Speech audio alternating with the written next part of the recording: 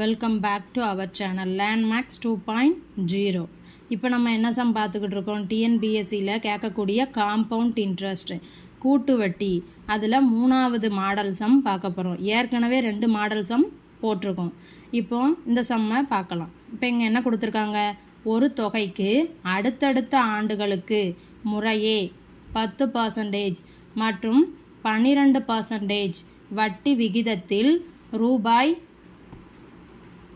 9,000க்கு 2 ஆண்டுகளுக்கு தொடர் வட்டி எவ்வளவு அப்படின்ட்டு கேட்டிருக்காங்க.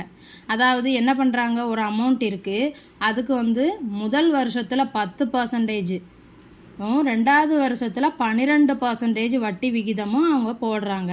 இப்போ 2 ஆண்டுகளுக்கு தொடர்ச்சியான வட்டி எவ்வளவு அப்படின்ட்டு கேட்டிருக்காங்க. முதல்ல என்ன கொடுத்துருக்காங்க, P = 9,000. அப்புறம் முதல் வருஷத்துக்கு வட்டி விகிதம் எவ்வளவு, 10%. இதே மாதிரி செகண்ட் இயருக்கு வட்டி விகிதம் 12%. இப்போ நம்ம ஃபஸ்ட் இயருக்கு உண்டான காம்பவுண்ட் இன்ட்ரெஸ்ட் பார்க்க போகிறோம். பிரின்சிபல் அமௌண்ட் எவ்வளவு, 9,000. வட்டி விகிதம் எவ்வளவு, 10%. அப்படின்னா இதை நம்ம 10/100ன்னு எழுதிக்கிடலாம். இப்போ இதை அடிக்கலாமா, அப்போ 9,000 ரூபாய்ன்னு வருமா. இது ஃபஸ்ட் இயருக்கு. இப்போ செகண்ட் இயருக்கு நம்ம பார்க்க போகிறோம். அப்போ நான் என்ன பண்ண சொல்லியிருக்கேன், பிரின்சிபல் அமௌண்ட்டோட முதல் வருஷத்திற்கான கூட்டு வட்டியை ஆட் பண்ணிடணும். அதுக்கு சேர்த்து தான் நம்ம வட்டி போட போகிறோம். அப்போ 9,000 + 9,000 9,900ன்னு ஆகுமா. இன்ட்டு 2வது வருஷத்துக்கு அவங்க எவ்வளோ வட்டி கொடுத்துருக்காங்க, 12%. அப்போ 12/100ன்னு இதை போட்டுக்கலாமா. இப்போ அதை அடித்தோம்னா 99ஐயும் 12ஐயும் மல்டிப்ளை பண்ணால் 2வது ஆண்டிற்கான கூட்டு வட்டி கிடச்சிரும்.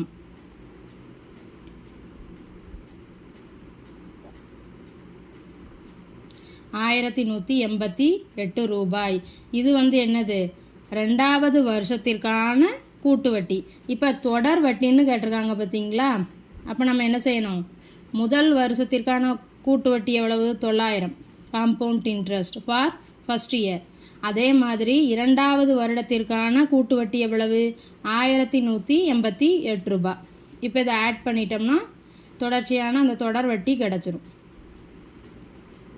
8 8 20. அப்போ 2,088 ரூபாய். இதுதான் அந்த 2 வருஷம் முடிவில் இருக்கக்கூடிய வட்டி. ஸோ கணக்கு பிடிச்சிருந்தா வீடியோவை ஷேர் பண்ணுங்கள். சேனல் லேண்ட்மார்க்ஸ் 2.0 சப்ஸ்கிரைப் பண்ணுங்கள். தேங்க்யூ.